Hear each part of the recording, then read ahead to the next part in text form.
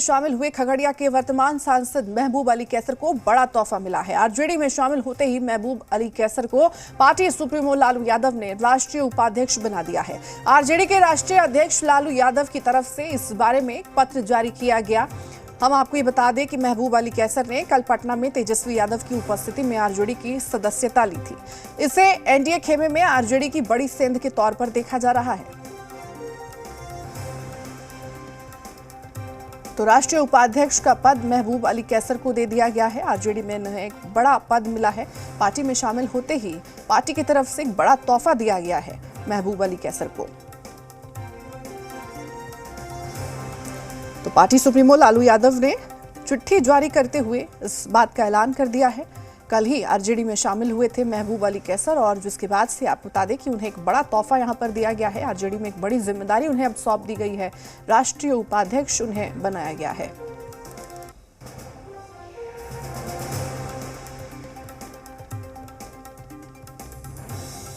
और ज्यादा जानकारी के साथ जी मीडिया संवाददाता प्रशांत हमारे साथ जुड़ चुके हैं। प्रशांत जी का रुख करते हैं। प्रशांत जी, कहा जा रहा है कि महबूब अली कैसर कल जैसे ही आरजेडी ज्वाइन किए उसके बाद से एक बड़ी जिम्मेदारी उन्हें सौंप दी गई है, एक बड़ा तोहफा उन्हें दिया गया राष्ट्रीय उपाध्यक्ष का। देखिए, सबसे बड़ी बात यह है कि चौधरी महबूब अली कैसर जो खगड़िया के इलाके में जहां से रहने वाले हैं, उस इलाके में जो मुस्लिम वोट पर उनकी पकड़ है, उस पकड़ को देखते हुए ही इतने दिनों बाद आरजेडी ने उनको बुला करके अपने पार्टी में शामिल कराया। और आपको पता ही है कि उनके जो भाई हैं छोटे, वो पहले से आरजेडी में हैं।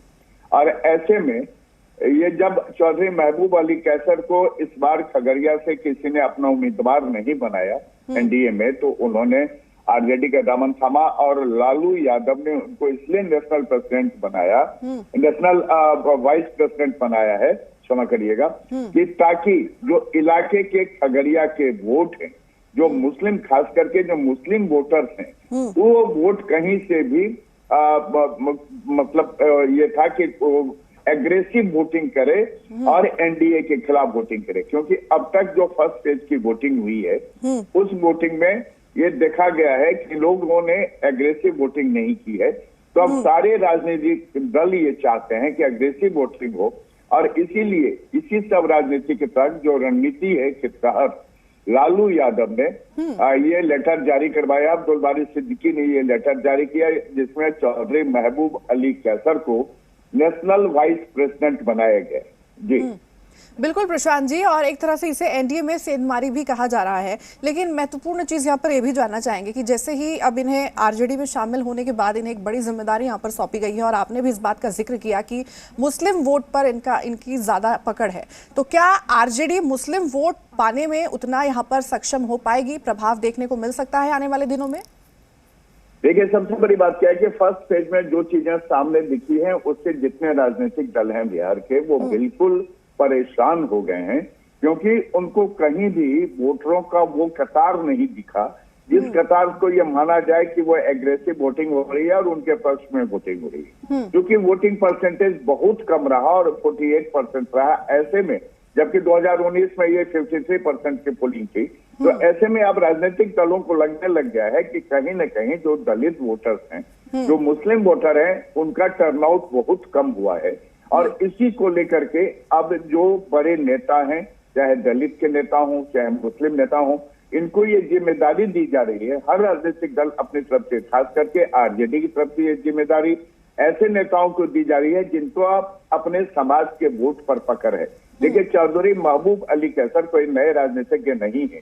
ये बिहार कांग्रेस के अध्यक्ष भी रहे हैं, उसके बाद वो रामविलास पासवान के साथ गए थे, उसके बाद वो अब फिर से उनकी वापसी हुई है आरजेडी में। और इनका जो पूरा का पूरा इलाका है, ये सहरसा जिला के सिमरी बख्तियारपुर का इलाका है, और इस इलाके में जो मुस्लिम वोटर हैं उनकी बहुलता है। और उन वोटरों को टर्नआउट कराने के लिए, एनडीए के खिलाफ वोट कराने के लिए आरजेडी ने ये बहुत बड़ी रणनीति रखी है सामने। और इसी की वजह से आप देखिएगा कि इसका असर न सिर्फ खगड़िया और दूसरे फेज के जो चुनाव हैं, जिसमें किशनगंज, कटिहार, पूर्णिया, बांका और भागलपुर, उस पर भी इसका असर लेना चाहेगा।